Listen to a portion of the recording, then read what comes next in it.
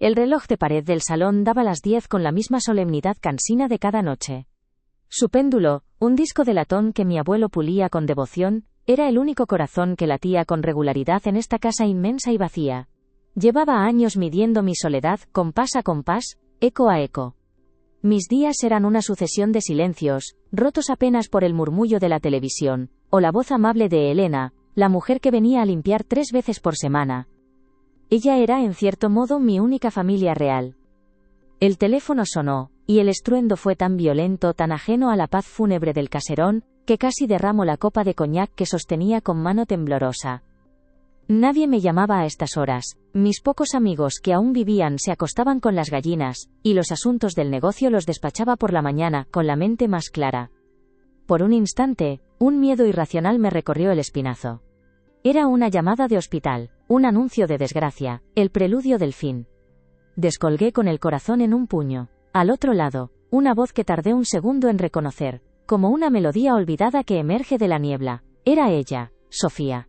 Mi hija. 20 años. 20 años de un silencio tan profundo y cortante como el filo de una navaja. 20 años desde que se marchó dando un portazo, gritando que esta casa y el dinero que la sostenía eran una jaula de oro de la que necesitaba escapar para poder respirar. Su voz ahora era extrañamente melosa, un terciopelo que no recordaba. «Papá, ¿eres tú?» La pregunta era absurda, ¿quién iba a ser si no? Pero en su tono había una fragilidad ensayada, una dulzura artificial que me puso en guardia. Aún así, la esperanza es una mala hierba, crece hasta en el hormigón. Y en ese momento, el viejo tonto que llevo dentro quiso creer. Quiso pensar que el tiempo había curado las heridas, que la distancia le había traído la nostalgia. Me dijo que volvía, que había comprado un billete de avión para la semana siguiente, que me echaba de menos, que había pensado mucho en nosotros. Cada palabra era un bálsamo y una punzada al mismo tiempo. La alegría me inundó, una oleada cálida que casi me ahoga, pero debajo, en las profundidades, una corriente helada de escepticismo me advertía. ¿Por qué ahora? ¿Por qué después de 2 décadas de indiferencia absoluta? Colgué el teléfono y la casa pareció aún más silenciosa, pero era un silencio diferente. Ya no era un silencio de abandono, sino de expectación. La quietud que precede a la tormenta. Durante los días siguientes me moví por las habitaciones como un autómata, ordenando a Elena que preparara el cuarto de invitados, el que fue de Sofía, que cambiara las sábanas, que pusiera flores frescas. Quería que todo estuviera perfecto, como si un jarrón de lilas pudiera remendar 20 años de ausencia. Me encontré mirándome al espejo más de lo habitual. Veía a un anciano, un hombre de 81 años con la piel surcada de mapas que solo yo podía leer, con los ojos cansados de mirar hacia un pasado que no podía cambiar. ¿Qué vería ella en mí? ¿A su padre? ¿O solo al viejo del que esperaba heredar una fortuna amasada con el sudor de 3 generaciones? La pregunta era veneno, y yo me lo bebía a sorbos. El día de su llegada, el aeropuerto era un caos de abrazos y lágrimas ajenas. Cuando la vi aparecer por la puerta de llegadas, mi corazón dio un vuelco doloroso. Seguía siendo hermosa, pero de una manera distinta. La rebeldía de su juventud había sido reemplazada por una elegancia afilada, costosa. Vestía un abrigo de cachemir que seguramente valía más de lo que yo gastaba en un mes. Sus ojos, los mismos ojos verdes de su madre, me escanearon de arriba a abajo. Su abrazo fue cálido, pero algo en su rigidez, en la forma en que sus dedos se aferraron a mi espalda, no se sentía como el regreso de una hija pródiga. Se sentía como una tasación. Como si estuviera midiendo mi fragilidad, calculando el tiempo que me quedaba. Cada caricia en mi mejilla era una firma invisible sobre mi testamento. La herencia la había traído de vuelta y yo, en mi estúpida ingenuidad, había esperado que fuera el amor. El viaje en coche a casa fue tenso. Ella llenaba los silencios con anécdotas vacías sobre su vida en Londres, sobre exposiciones de arte y cenas en restaurantes con nombres impronunciables. Hablaba de dinero con una naturalidad que a mí siempre me había faltado. Yo, que lo había ganado, lo trataba con el respeto que se le tiene a una bestia peligrosa. Ella, que nunca había dado un palo al agua, lo manejaba como si fuera aire. Cuando entramos en la casa sus ojos brillaron. Pero no con la luz de la nostalgia. Era el brillo de la codicia. No miraba los retratos de familia que colgaban en el vestíbulo, sino los marcos de plata que los contenían. No comentó sobre el olor a cera y a leña que impregnaba el aire, el olor de su infancia, sino que pasó el dedo por la caoba del aparador, comprobando su calidad. Se movía por mi hogar como una usurpadora. La casa está igual, papá, dijo, con una sonrisa que no le llegaba a los ojos. Es increíble cómo conservas todo. No era un halago, era una confirmación. Una confirmación de que el patrimonio seguía intacto, de que el botín por el que había vuelto seguía allí, esperándola. Y entonces, hizo la primera pregunta que lo cambió todo. No preguntó por mis amigos, ni por mis aficiones, ni por cómo llenaba mis días. Su primera pregunta mientras dejaba su maleta de diseño en el suelo de mármol fue: ¿y de salud, qué tal andas? Tienes que cuidarte mucho, papá. Ya no eres un chaval. La preocupación en su voz era tan falsa como un billete de 3 euros. Se me heló la sangre. No le importaba mi bienestar, le importaba mi fecha de caducidad. Los primeros días fueron un teatro del absurdo. Desayunábamos juntos en la cocina, y ella me hablaba de planes de futuro. Deberíamos modernizar un poco esto, decía, señalando los muebles que habían pertenecido a mis padres. Un poco de minimalismo, colores claros, le daría más valor. Siempre la palabra valor. Valor monetario, por supuesto. El valor sentimental, el de los recuerdos, era una moneda que ella ya no cotizaba. Paseaba por la finca, por los viñedos que eran el corazón de nuestro negocio familiar, y no veía las cepas centenarias. Veía hectáreas. Veía parcelas recalificables. Su mente era una calculadora. Un día, la encontré hablando por teléfono en el jardín, en voz baja. Creía que no la oía. Sí, todo está como esperaba, susurraba. Pero hay que ser pacientes. El viejo es más duro de lo que parece. Aquellas palabras fueron como un puñetazo en el estómago. El viejo, así me llamaba, ya no era papá. Era un obstáculo. Un trámite que se estaba alargando más de la cuenta. La rabia me subió por la garganta, una bilis amarga y caliente. Quise salir, enfrentarme a ella, echarla de mi casa y de mi vida para siempre. Pero una parte de mí, una parte masoquista y cobarde, necesitaba saber hasta dónde era capaz de llegar. Decidí seguirle el juego. Me convertí en un actor en mi propia casa. Sonreía a sus falsas atenciones. Escuchaba sus planes de revalorización, con un interés fingido. Le preguntaba por su vida en Londres, intentando encontrar una grieta en su armadura, una señal de la hija que yo había criado. Pero no había nada, solo un vacío pulido y brillante, como la superficie de un mueble caro. Una noche, durante la cena, sacó el tema directamente. Lo hizo con una sutileza torpe, como quien no quiere la cosa. Papá, he estado pensando, con tu edad, y estando tú solo, es importante tener las cosas bien atadas, por si pasa algo. La mesa quedó en silencio. Solo se oía el tic-tac del reloj de pared, contando los segundos de mi humillación. ¿Qué cosas, Sofía?, pregunté, con una calma que me sorprendió a mí mismo. Mi voz sonó firme, gélida. Ella se removió en la silla, incómoda por primera vez. Bueno, ya sabes, los papeles, el testamento. Solo para asegurarme de que tus voluntades se respeten. Hay mucho buitre por ahí. La ironía era tan espesa, que se podría haber cortado con el cuchillo de la carne. El único buitre que yo veía estaba sentado frente a mí, devorando mi solomillo y mi dignidad. Fue en ese momento cuando supe que la guerra había sido declarada. Una guerra silenciosa, sin gritos ni portazos, pero mucho más cruel. Una guerra por mi herencia, sí, pero también por mi alma. No iba a permitir que me tratara como un mueble antiguo a la espera de ser liquidado en una subasta. Si quería mi fortuna, tendría que arrancármela, y yo no se lo iba a poner fácil. Empecé a observarla con otros ojos. Ya no con la decepción de un padre sino con la cautela de un adversario. Me fijaba en sus llamadas, en los correos que leía en su tableta con el ceño fruncido. Hablaba a menudo con un tal Marcos, un nombre que mencionaba con una mezcla de familiaridad y estrategia. Parecía ser su socio, su cómplice en Londres. Una tarde, fingí echarme una siesta y la seguí. Entró en mi despacho, el lugar sagrado de la casa, donde guardo todos los documentos importantes, las escrituras de las tierras, los informes de la empresa, y por supuesto mi testamento. La puerta estaba cerrada, pero la cerradura era antigua. Me arrodillé, con el corazón martilleándome en el pecho, y miré por el ojo de la cerradura. La vi sentada en mi sillón de cuero, revisando papeles. No con la curiosidad de una hija, sino con la meticulosidad de un abogado o de un ladrón. Tenía varios documentos esparcidos sobre la mesa. Mi testamento estaba allí, abierto. Pero había algo más. Algo que me llamó la atención. Una carpeta azul de aspecto oficial, que yo no reconocía. Consiguió lo que buscaba, sacó su teléfono y le hizo una foto a una de las páginas. Luego, con una agilidad que me heló la sangre, guardó todo exactamente como estaba. Se levantó, estiró la espalda y se dirigió hacia la puerta.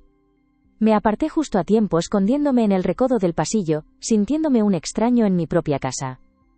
El olor de su perfume caro flotó en el aire cuando pasó a mi lado, ajena a mi presencia. Esperé a que subiera a su habitación, y entonces entré en el despacho. El aire todavía parecía vibrar con su energía depredadora. Todo estaba en su sitio, impecable. Era una profesional. Fui directamente a la caja fuerte donde guardaba los documentos más sensibles. La abrí con mi combinación de siempre. El testamento estaba allí, en su funda de cuero, pero a su lado, había algo que no debería estar. Era la carpeta azul. No la había guardado. La había dejado fuera, encima de una pila de informes. Quizás con las prisas, quizás a propósito, como una amenaza velada. Mi mano temblaba tanto que apenas podía sostenerla. La abrí. No eran papeles de la empresa. No eran escrituras. En la primera página, en letras grandes y negras, leí el encabezado. Pertenecía a una prestigiosa clínica neurológica de Madrid. Y el título del documento hizo que el suelo se abriera bajo mis pies. Informe de capacidad cognitiva y diagnóstico precoz de demencia senil. Debajo mi nombre completo, Elías Balbuena. El informe era falso, por supuesto. Yo estaba perfectamente lúcido. Pero era una falsificación brillante, llena de términos médicos y supuestas pruebas. De repente, todo encajó con una claridad aterradora. No solo estaba esperando mi muerte, estaba buscando la forma de precipitarla legalmente. Quería incapacitarme. Declararme loco para tomar el control de todo antes incluso de que yo muriera. El abrazo en el aeropuerto, las preguntas sobre mi salud, la urgencia por el testamento, todo era parte de un plan monstruoso. Mi hija no había vuelto a casa para reclamar una herencia, había vuelto para robarme la vida. La carpeta azul pesaba en mis manos como una lápida. El frío del papel se me metió en los huesos, un frío que no tenía nada que ver con la noche que se colaba por los ventanales del despacho. Era el frío de la traición más absoluta, la que viene de tu propia sangre. La rabia inicial, un incendio que amenazaba con devorarlo todo, dio paso a un frío glacial, una calma calculadora que no sabía que poseía. El viejo que se miraba al espejo había muerto en ese instante. En su lugar, había nacido un estratega. Con un cuidado infinito, volví a colocar la carpeta exactamente donde la había encontrado. Cerré la caja fuerte girando el dial con un chasquido metálico que sonó a sentencia. Apagué la luz y salí del despacho, cerrando la puerta a mi espalda. La casa volvía a estar en silencio, pero ahora era un silencio cargado de electricidad, el silencio de un campo de batalla antes del primer disparo. Mi hija quería declararme loco. Quería robarme no solo mi dinero sino mi identidad, mi voluntad, mis últimos años de lucidez. Y yo no iba a permitírselo. Me serví otro coñac, pero esta vez no era para calmar los nervios. Era para brindar. Brindé en silencio por la guerra que acababa de empezar. Ella había movido la primera pieza. Una jugada sucia y rastrera.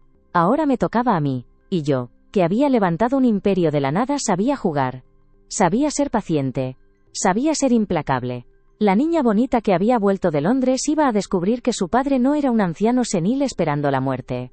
Iba a descubrir que el viejo león todavía tenía garras. A la mañana siguiente, me senté a la mesa del desayuno con una sonrisa. Una sonrisa que no me llegaba a los ojos, pero que era lo suficientemente convincente. Sofía bajó con su elegancia estudiada, vestida con un pijama de seda que costaría más que el sueldo mensual de Elena. Me dio un beso en la frente. Un beso frío como el mármol de la chimenea. El contacto de sus labios en mi piel me produjo una náusea que tuve que reprimir con todas mis fuerzas. ¿Has dormido bien, papá? Pareces cansado. Su voz era un aceite espeso y dulce, diseñado para calmar, para adormecer. Quería que estuviera débil, vulnerable. Quería ver los síntomas que su falso informe describía. Decidí darle lo que buscaba, pero a mi manera. No mucho, hija, no mucho, respondí, llevándome la taza de café a los labios con un ligero temblor fingido. Tuve un sueño muy extraño. Soñé que alguien intentaba forzar la cerradura de mi despacho. Un ladrón, supongo. Pero era curioso, porque tenía tu cara. La miré fijamente, por encima del borde de la taza. Su sonrisa se congeló por una fracción de segundo. Una microexpresión de pánico cruzó sus ojos verdes antes de que la máscara de preocupación volviera a su sitio. ¿Qué cosas dices, papá? Serían las albóndigas de anoche. Te sientan pesadas, dijo con una risa forzada. Desvió la conversación hacia el tiempo, hacia sus planes para redecorar el ala oeste de la casa. Pero yo había visto lo que necesitaba. Había tocado un nervio. Sabía que estaba en el camino correcto. La partida de ajedrez había comenzado, y yo acababa de poner a su reina en jaque. Durante los días siguientes, me convertí en el mejor actor que jamás había pisado un escenario. Empecé a perder las llaves. A olvidar nombres de personas que conocía de toda la vida. Lo hacía de forma sutil, intermitente. Un día estaba perfectamente lúcido, discutiendo con ella los precios del mercado del vino. Al día siguiente, no era capaz de recordar dónde había dejado las gafas que llevaba puestas. La veía observándome, tomando notas mentales, su rostro una mezcla de impaciencia y triunfo mal disimulado. Cada uno de mis lapsus era una gota de veneno que yo mismo me administraba, pero también era una pieza de mi contraataque. Necesitaba que se confiara. Necesitaba que creyera que su plan estaba funcionando a la perfección, que el viejo estaba efectivamente perdiendo la cabeza. Pero mientras mi fachada se desmoronaba, mi mente trabajaba a una velocidad febril. Sabía que no podía luchar solo. Necesitaba un aliado. Y solo había un hombre en el mundo en quien confiaba ciegamente. Una tarde mientras Sofía estaba en el jardín, en una de sus interminables llamadas con su cómplice, Marcos, me encerré de nuevo en el despacho. Marqué un número de teléfono que no había usado en años. Al otro lado, respondió una voz grave y cascada, la voz de un hombre que, como yo, pertenecía a otra época. Mateo, dije, soy Elías. Necesito verte, no por teléfono. Aquí, en casa, es un asunto de plagas. Hubo un silencio. Mateo me conocía lo suficiente como para saber que cuando usaba metáforas, el problema era grave.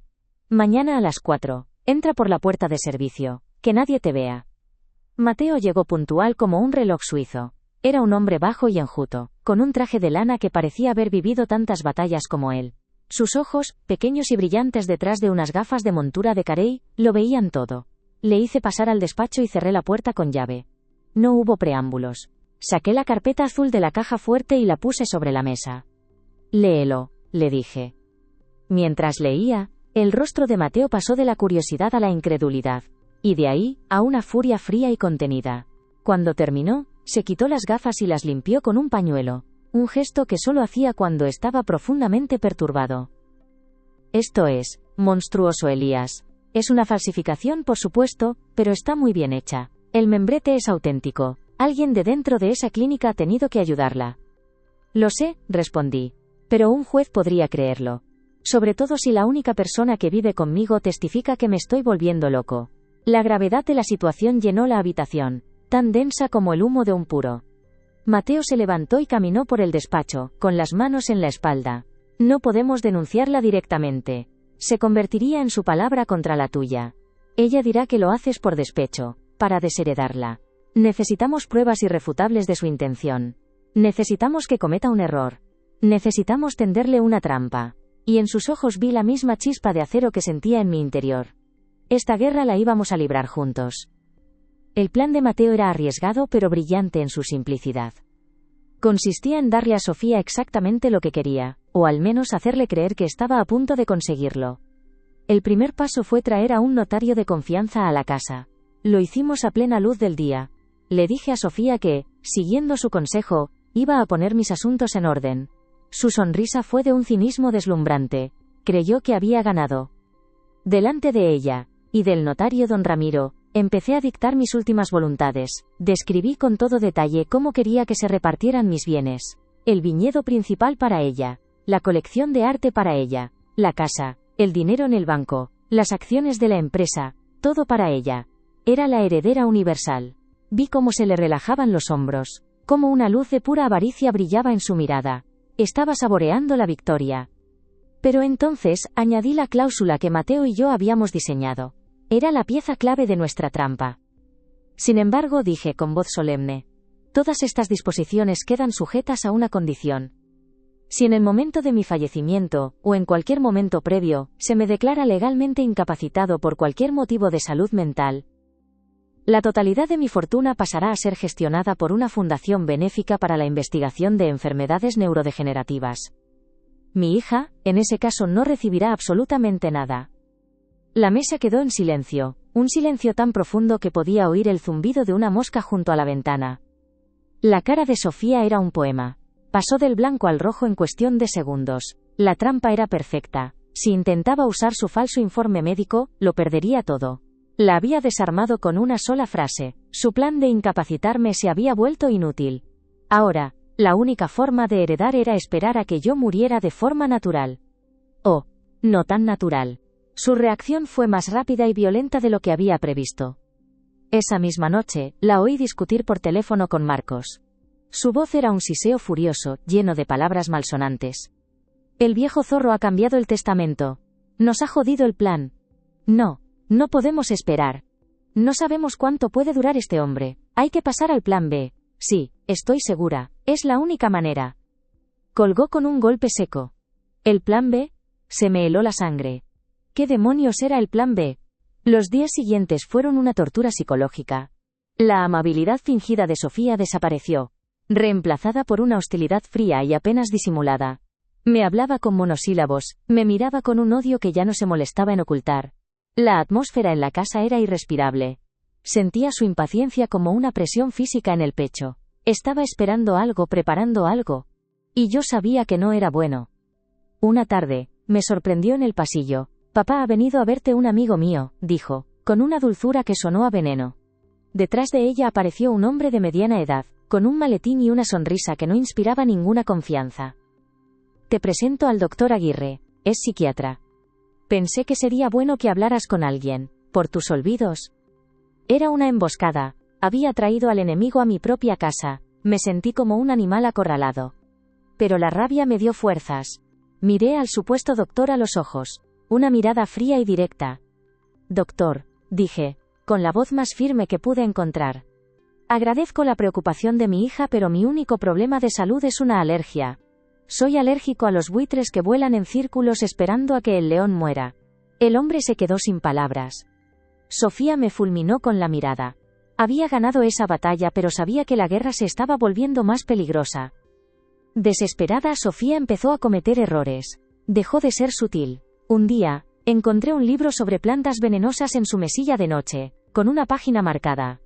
Otro día, la sorprendí hablando con un agente inmobiliario sobre la tasación de la finca. Ya no le importaba disimular. Creía que yo era un idiota senil, y su arrogancia sería su perdición. Fue entonces cuando decidí que necesitaba ojos y oídos dentro de la casa. Necesitaba a alguien que pudiera ver lo que yo no veía. Y solo podía ser Elena. La llamé a la cocina una mañana, cuando Sofía había salido a pasear. Elena me miraba con sus ojos buenos y preocupados. Llevaba semanas notando la tensión, el ambiente enrarecido. «Elena», empecé, y la voz se me quebró. «Llevas más de 30 años en esta casa. Eres más familia para mí que otros. Necesito tu ayuda. Necesito que observes a mi hija. No me preguntes por qué. Solo observa. Cualquier cosa extraña, cualquier cosa fuera de lugar, dímelo». Vi el miedo en su rostro, pero también la lealtad. Asintió en silencio, con los labios apretados. Se había convertido, sin saberlo, en mi soldado en la primera línea de fuego. Pasaron 2 días. 2 días de una calma tensa, la quietud que precede al terremoto. Yo seguía con mi actuación, fingiendo debilidad, mientras por dentro contaba las horas. La noche del segundo día, cuando ya me había retirado a mi dormitorio, oí un golpe suave en la puerta. Era Elena. Estaba pálida como el papel, y sus manos temblaban de una forma que me alarmó. «Señor Elías», susurró, entrando y cerrando la puerta con sigilo. «Tengo que enseñarle algo. Lo he encontrado en la basura de la cocina, debajo de los pozos del café. La señorita Sofía lo tiró esta mañana, cuando creía que yo no miraba». Abrió la mano. Sobre su palma había un pequeño frasco de cristal, de los que se usan para los colirios. Estaba vacío, pero la etiqueta, diminuta y casi ilegible, todavía estaba pegada. Acerqué el frasco a la luz de la lámpara. Forcé la vista para leer la letra pequeña. Eran 2 palabras. 2 palabras que hicieron que el mundo se detuviera, que el aire se congelara en mis pulmones, y que el corazón me diera un vuelco tan violento que temí que se me saliera del pecho. No era un veneno fulminante. Era algo mucho más diabólico. La etiqueta decía escopolamina líquida. La droga que borra la memoria, que anula la voluntad. La droga que te convierte en un zombi. De repente todo cobró un sentido espantoso. Mis pequeños mareos de los últimos días, la sequedad de boca, los momentos de confusión que yo había creído que eran parte de mi actuación pero que quizás habían sido reales. El café. Siempre me servía ella el café por las mañanas, con su sonrisa dulce y su pregunta de «¿Has dormido bien, papá?». No estaba esperando a que me muriera.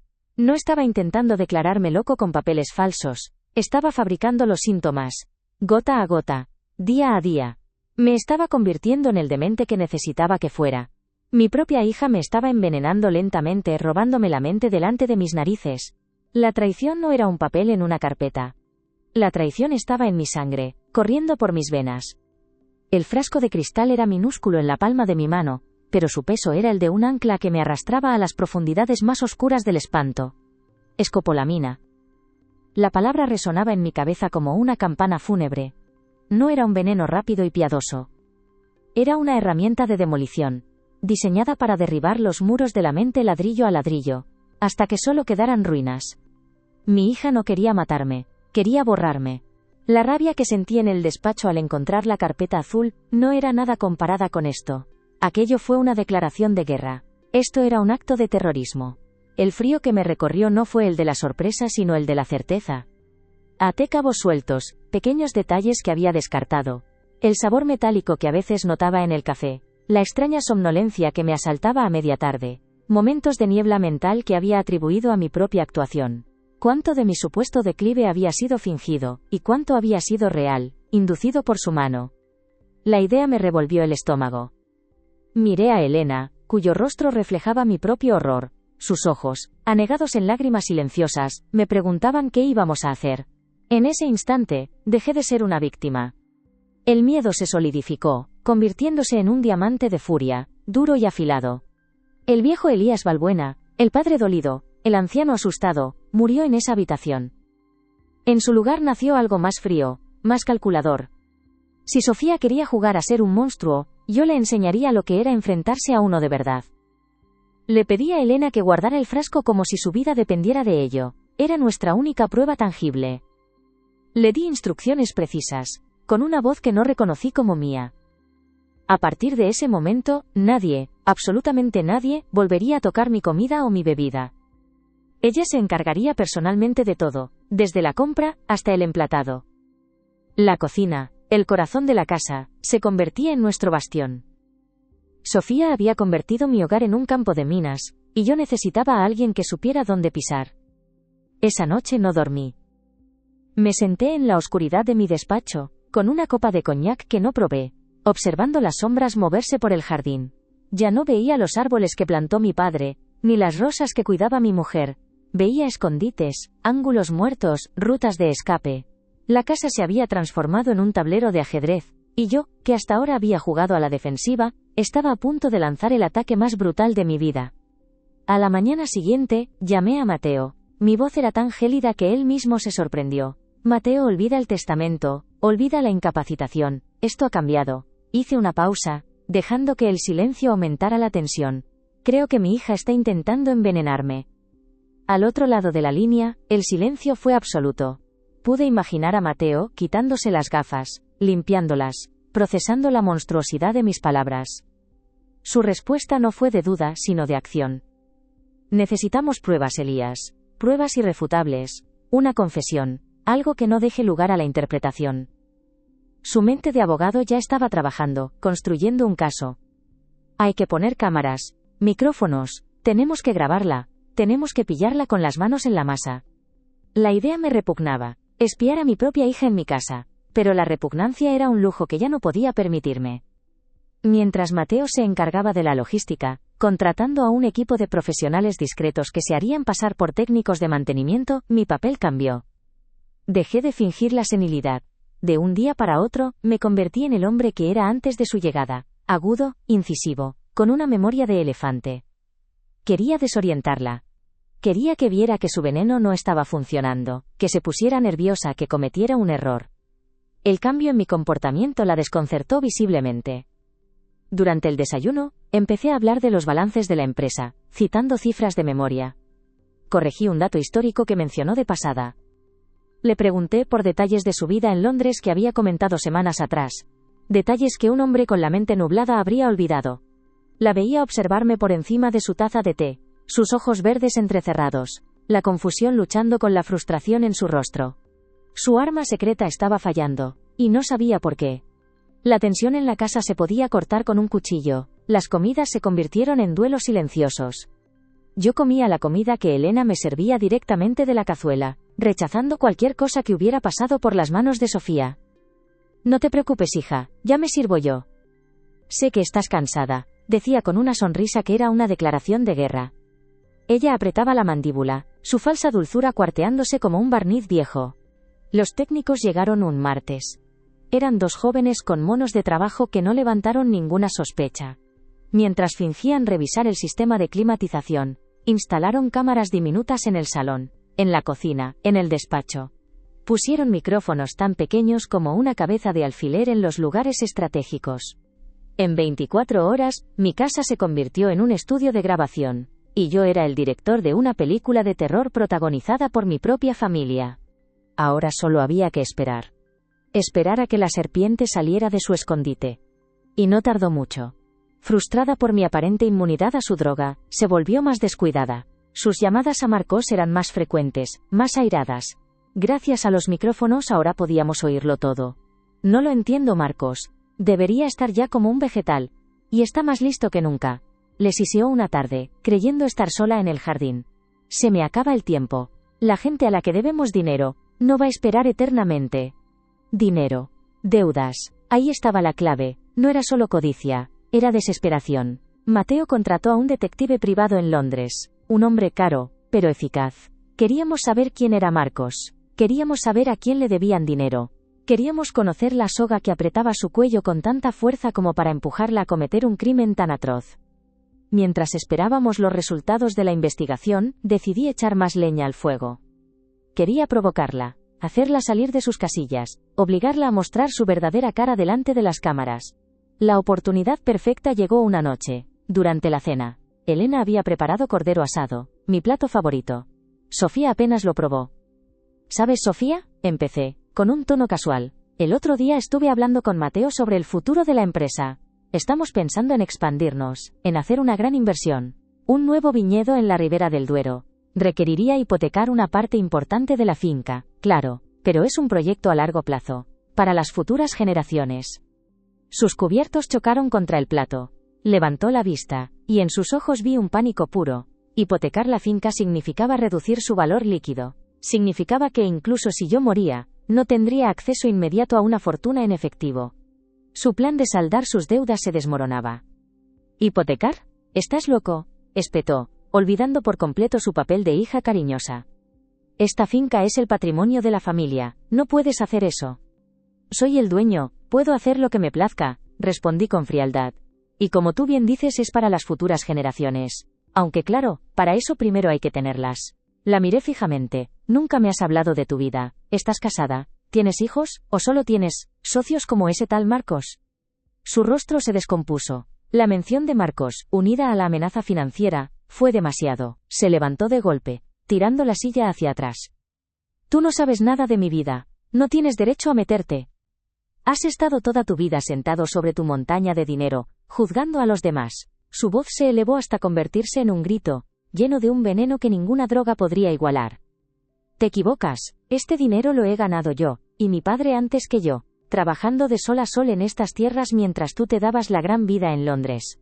Dinero que nunca te ha faltado, por cierto, contraataqué, levantándome también. Estábamos frente a frente, separados por la mesa de caoba, 2 ejércitos a punto de chocar. Las cámaras lo estaban grabando todo. ¿Dinero que nunca me ha faltado?, gritó ella con una risa histérica y amarga. Me enviaste una miserable paga mensual que apenas cubría el alquiler de un cuchitril. Mientras tú vivías aquí, en este palacio, pudriéndote en oro. Me echaste de tu vida por querer ser libre. Tú te fuiste. Diste un portazo y me dejaste solo durante 20 años. 20 años sin una llamada, sin una carta, sin una miserable felicitación de Navidad. ¿Y ahora vuelves hablando de derechos? El único derecho que te interesa es el de heredar. Mi voz retumbaba en el comedor. El eco de nuestros gritos se mezclaba con el tic-tac del reloj, un metrónomo marcando el ritmo de nuestra destrucción. Claro que he vuelto por la herencia. ¿Por qué si no iba a volver? Para cuidar de un viejo amargado que solo sabe hablar de dinero y de trabajo. Este dinero es lo que me corresponde. Es la compensación por la infancia que me robaste, siempre a la sombra de tu negocio, de tus reglas, de tu perfecta y santa memoria de mamá. El nombre de mi difunta esposa, pronunciado con tanto sarcasmo, fue como una bofetada. Fue entonces cuando el teléfono del despacho sonó, un sonido estridente, fuera de lugar, que rompió la tensión como un cristal al estallar. Era Mateo. Su voz era urgente. Elías, déjalo todo y ven al despacho. Tengo al detective en la otra línea. Tienes que oír esto. Dejé a Sofía en el comedor temblando de rabia, y corrí al despacho. Cerré la puerta y puse en manos libres. La voz del detective, con un marcado acento inglés, llenó la habitación. Señor Balbuena, tenemos la información. Sofía no está solo endeudada. Está arruinada. Ella y su marido, Marcos Ivanov, invirtieron todo lo que tenían y lo que no tenían en un fondo de alto riesgo que colapsó. Deben más de 2 millones de libras a un prestamista búlgaro, un tipo muy peligroso. No es gente que acepte un no por respuesta. Marcos era su marido. La mentira era aún más profunda de lo que pensaba. Y su desesperación tenía un rostro, el de un criminal del este de Europa. No solo luchaba por la codicia, luchaba por su vida. El detective continuó. Pero eso no es lo más importante, señor. Hay algo más. Algo sobre la clínica neurológica de la que obtuvieron el informe falso. El director de la clínica, el Dr. Ferreiro, parece que también tenía deudas de juego. Y hemos rastreado un pago de 50.000 euros a una de sus cuentas offshore. El pago se hizo desde una cuenta a nombre de su difunta esposa, Leonor. Me quedé de una pieza. El mundo se detuvo. ¿Leonor? Mi mujer llevaba 10 años muerta. ¿Cómo podía haber hecho ella ese pago? Era imposible, a menos que la cuenta siguiera activa. Una cuenta secreta de la que yo no sabía nada. Eso no puede ser, balbuceé. Hay más, señor Balbuena, dijo el detective. Su voz se volvió más grave, más cautelosa. Hemos investigado esa cuenta. Parece que su esposa la abrió poco después de casarse con usted. Ha tenido movimientos esporádicos durante décadas. Pequeñas retiradas. Pero el grueso del dinero, una cantidad muy importante, proviene de una única transferencia. Una transferencia realizada hace 42 años. 42 años. El número me golpeó como un rayo. Un año antes de que naciera Sofía. ¿De quién era esa transferencia?, pregunté con un hilo de voz. Temía la respuesta. Temía el abismo que se estaba abriendo bajo mis pies. Hubo un silencio que se estiró durante una eternidad. Luego, la voz del detective pronunció un nombre que yo conocía muy bien. El nombre de mi antiguo socio, mi mejor amigo, el hombre que murió en un accidente de coche hacía 30 años. Ricardo. Ricardo era el padrino de Sofía. Y al parecer había sido mucho más que eso. Colgué el teléfono. El despacho me daba vueltas. Las piezas del puzzle encajaban, pero formaban una imagen monstruosa, una que no podía ni quería comprender. ¿Leonor? ¿Ricardo? ¿Una cuenta secreta? ¿Un pago para un informe falso? Me levanté y, como un autómata, me dirigí a la vieja cómoda donde mi mujer guardaba sus cosas personales. Hacía años que no la abría. Busqué en el fondo de un cajón, debajo de pañuelos de seda y guantes de encaje, y allí estaba, una pequeña caja de madera de sándalo. Dentro, un fajo de cartas atadas con una cinta de raso azul. Eran de Ricardo para ella. Las leí con manos temblorosas, cada palabra una puñalada en el corazón. Hablaban de un amor prohibido, de encuentros secretos, de un error que los atormentaría para siempre. Y al final del fajo, había una carta de ella. Una carta que nunca envió. Dirigida a mí. La abrí. La caligrafía elegante de mi mujer llenaba la página, pero las palabras estaban torcidas, manchadas por lágrimas secas. Empecé a leer. Era una confesión. Una confesión de su infidelidad, del dinero que Ricardo le había dado para asegurar el futuro de su hija, por si yo alguna vez me enteraba de la verdad. Y entonces llegué al último párrafo. 4 líneas que demolieron los cimientos de mi existencia, que convirtieron mi vida entera en una mentira. 4 líneas que lo cambiaron todo. Perdóname, Elías, escribió. Perdóname por mi engaño, por mi cobardía. Te he amado, a mi manera, pero nunca he tenido el valor de decirte la verdad. La verdad sobre aquella noche. La verdad sobre Ricardo.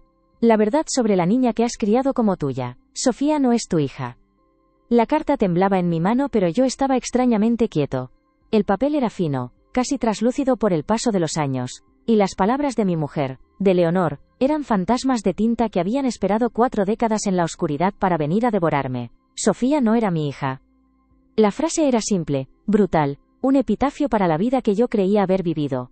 El estruendo de la verdad fue tan ensordecedor, que el mundo exterior se desvaneció. No había casa, no había viñedos, no había herencia. Solo las ruinas de un hombre que acababa de descubrir que los cimientos de su existencia eran arena. La rabia que me había sostenido durante las últimas semanas, esa furia fría y afilada, se disolvió como la sal en el agua. En su lugar quedó un vacío inmenso, Un páramo helado donde ni siquiera el odio podía crecer. Fui traicionado no una, sino 3 veces. Por mi mujer, que compartió mi cama y mis sueños mientras guardaba el secreto de otro. Por mi mejor amigo, Ricardo, que me dio la mano y me apuñaló por la espalda con una sonrisa. Y por Sofía, que no era mi sangre, pero que yo había criado y amado, y que había venido a rematar la obra de sus verdaderos padres. Miré el retrato de bodas que colgaba sobre la chimenea.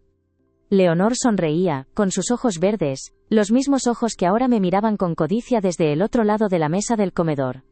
¿Fue todo una mentira? Cada beso, cada abrazo, cada noche de insomnio cuidando a la niña que tenía fiebre. El veneno de Sofía era para mi cuerpo, pero el de Leonor era para mi alma. Un veneno de acción retardada que acababa de hacer efecto. Me había robado el pasado y su hija había venido a robarme el futuro. Cerré los ojos y respiré hondo. El viejo león estaba herido de muerte, pero no iba a morir en silencio. No iba a arrastrarse a su cueva a lamerse las heridas. Iba a rugir una última vez. Un rugido que haría temblar los cimientos de esta casa y de las mentiras que la sostenían. Cogí el teléfono y llamé a Mateo.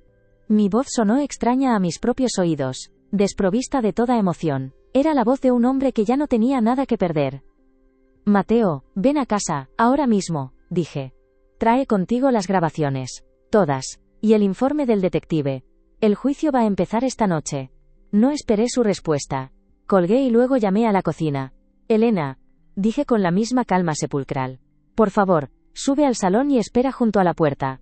No dejes que nadie nos interrumpa. Me senté en mi sillón de cuero, el que había sido de mi padre. Coloqué la carta de Leonor sobre la mesita, junto al pequeño frasco de escopolamina que Elena había encontrado. Eran las pruebas del fiscal. El salón estaba en penumbra, solo iluminado por una lámpara de pie que arrojaba largas sombras sobre los muebles antiguos. La casa entera parecía contener la respiración. Sofía entró en el salón unos minutos después. Su rostro todavía estaba encendido por nuestra discusión en el comedor. Entró con la arrogancia de quien se siente con derecho a todo. Creyó que la había llamado para continuar la pelea, para suplicarle o para ceder. No podía estar más equivocada. Se detuvo en seco al ver el ambiente, al verme sentado en la oscuridad, tan quieto como una estatua. ¿Qué quieres ahora?, preguntó con la voz todavía cargada de desprecio. ¿Otro sermón sobre el valor del trabajo? No respondí. Solo señalé la silla que había frente a mí. La misma silla donde se sentaban los clientes importantes, los socios, los rivales. Dudó un instante, pero algo en mi silencio la inquietó y obedeció. Mateo entró por otra puerta, silencioso como un fantasma, y se situó a mi lado, con una tableta en la mano. La cara de Sofía se tensó. La presencia del abogado cambió las reglas del juego. Esto ya no era una discusión familiar, era algo más.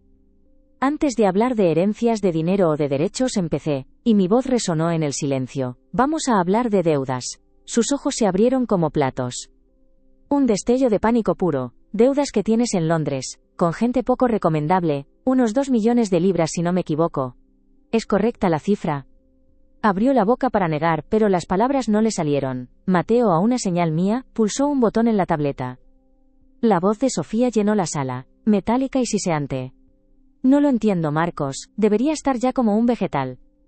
La grabación continuó, detallando su frustración, su desesperación, la presión de sus acreedores. Apagamos el sonido.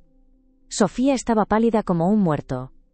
Creíste que venías a desplumar a un viejo senil, continué, implacable, pero se te olvidó que este viejo senil construyó un imperio fijándose en los detalles. Y tú has sido muy descuidada, Sofía.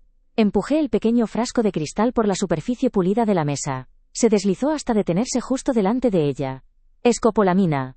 Una elección muy sutil. No querías un cadáver, querías una marioneta. Un cuerpo con un bolígrafo en la mano, listo para firmar lo que tú quisieras. ¿Era ese el plan B?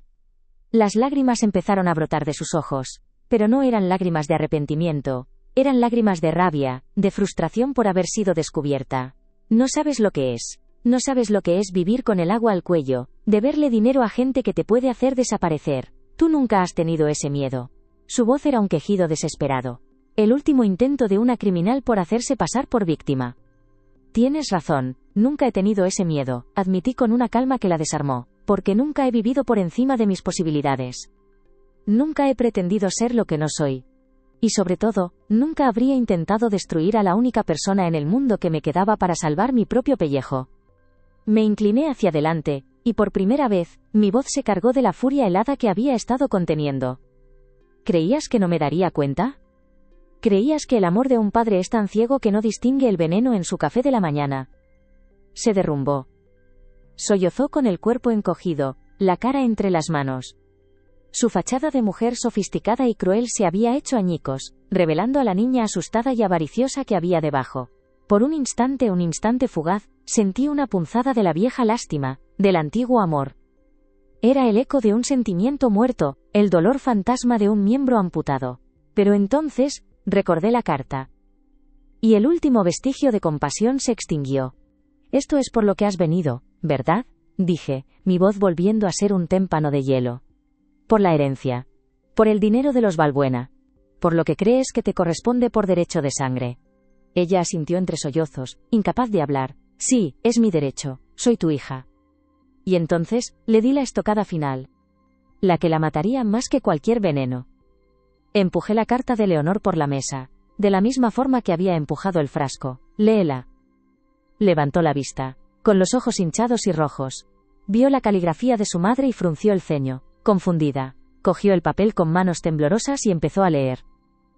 La vi pasar por todas las fases del apocalipsis. La confusión, la incredulidad, el horror. Sus ojos se movían frenéticamente de un lado a otro de la página. Su respiración se volvió agitada.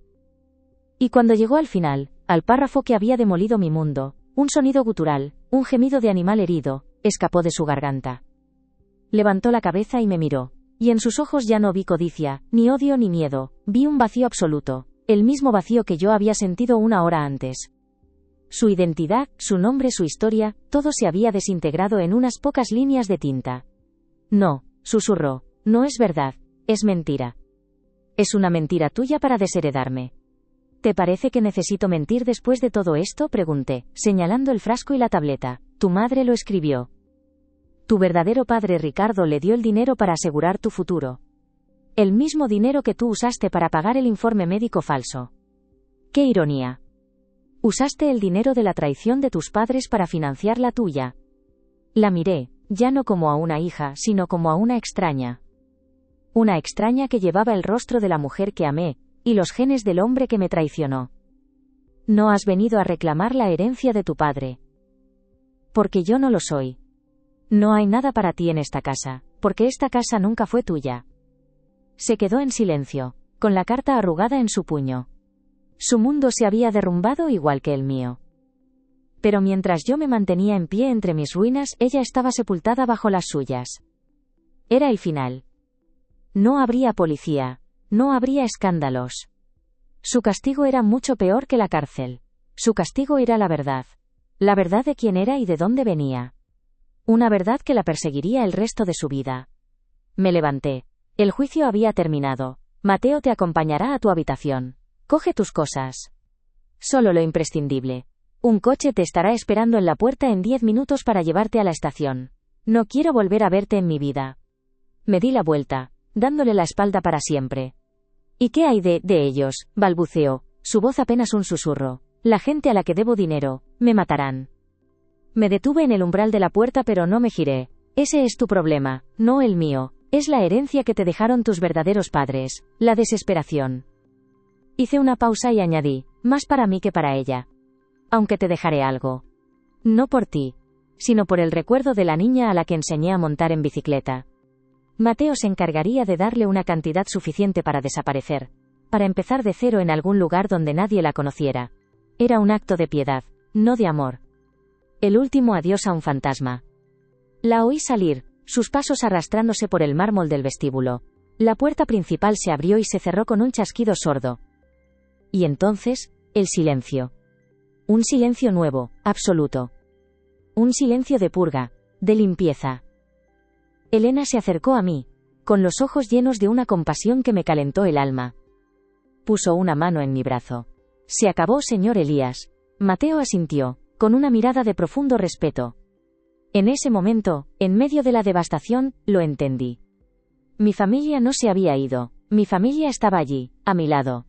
Pasaron los meses. La casa recuperó su ritmo, su paz. El péndulo del reloj de pared ya no medía mi soledad, sino mis nuevos comienzos. Cambié el testamento una vez más.